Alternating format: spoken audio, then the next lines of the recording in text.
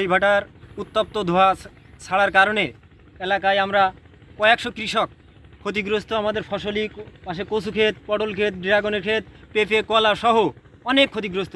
বিভিন্ন ধরনের চাষ আমাদের মাঠে সব ধরনের আবাদ ঘাট হয় এবং সবগুলোই মনে করেন সব নষ্ট হয়ে গেছে।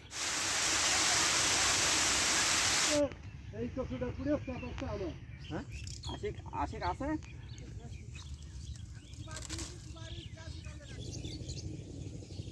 গতকাল সন্ধ্যাবেলা পাশে ইটের ভাটা আছে স্টোন নামে, তো এই ভাটার উত্তপ্ত ধোঁয়া ছাড়ার কারণে এলাকায় আমরা কয়েকশো কৃষক ক্ষতিগ্রস্ত। আমাদের ফসলি পাশে কচু ক্ষেত, পটল ক্ষেত, ড্রাগনের ক্ষেত, পেঁপে, কলা সহ অনেক ক্ষতিগ্রস্ত। যে ক্ষতির পরিমাণ হঠাৎ এখন নিরূপণ করা সম্ভব হচ্ছে না। কালকে দুপুরে আসছি, আমাদের পটলে গাছ, মাঠে যেসব আবাদ ক্ষেত খামার যা আছে এগুলো খুব সুন্দর ছিল।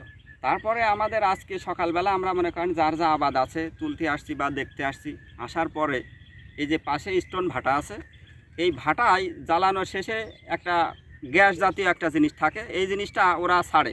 এটা ছাড়ে অনেক সময় বুঝে না বুঝে যেভাবেই হোক ছাড়ে, কিন্তু এবার এরা এরকমভাবে ছাড়ছে যে এখানে আমাদের নিম্নে মনে করেন প্রায় 100-200 জন কৃষি চাষ যারা করে খায়, এই 200 জনের মতো লোক, তাদের এই চাষ ক্ষেত খামার সব বিষাক্ত ধোয়ার কারণে সব নষ্ট হয়ে গেছে। বিভিন্ন ধরনের চাষ আমাদের মাঠে সব ধরনের আবাদ ঘাট হয় এবং সবগুলোই মনে করেন সব নষ্ট হয়ে গেছে। গাছ সহ পুড়ে গিয়েছে, পাতা নাই, শুধু গাছ সহ, ডোগা গাছ সহ পুড়ে গিয়েছে। এমনকি মাটির যে মাটিতে ঘাস আছে আগাছা, এই আগাছা পর্যন্ত পুড়ে গেছে। উপরে উঠতো, কিন্তু এখন গাছে ফেলা তো হবে। আজকে সকালবেলায় মহেশপুর উপজেলায় খবর পাই যে একটি গ্রামে কৃষকদের ফসলের জমি, কৃষকদের বক্তব্য মতে তারা বলতেছেন যে প্রায় 500 বিঘার মতো জমি পুড়ে গেছে।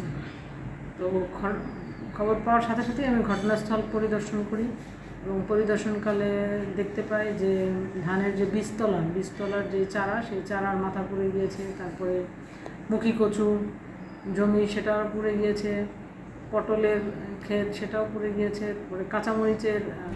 RICL TMX, যুগের পর যুগ স্থাপনা থাকে মজবুত।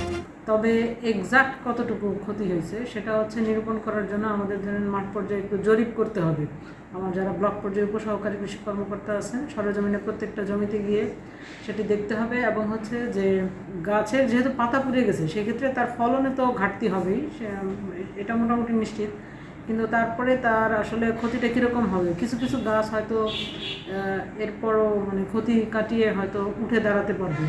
সেজন্য আমরা 5-7 দিন সময় নিতে যাচ্ছি, যে 5-7 দিন সময় নিয়ে অবজারভেশনে দেন হচ্ছে একেবারে প্রকৃত একটা রিপোর্ট আসবে যে আসলে কত বিঘা জমির এবং কতজন কৃষকের স্পেসিফিক, তখন আমরা বলতে পারবো যে কতটুকু ক্ষতি হয়েছে। কৃষকরা যেহেতু ক্ষতিপূরণ দাবি করছে, কৃষক যেন ক্ষতিপূরণ পেতে পারে সে ব্যাপারে আমরা প্রয়োজনীয় পদক্ষেপ গ্রহণ করব।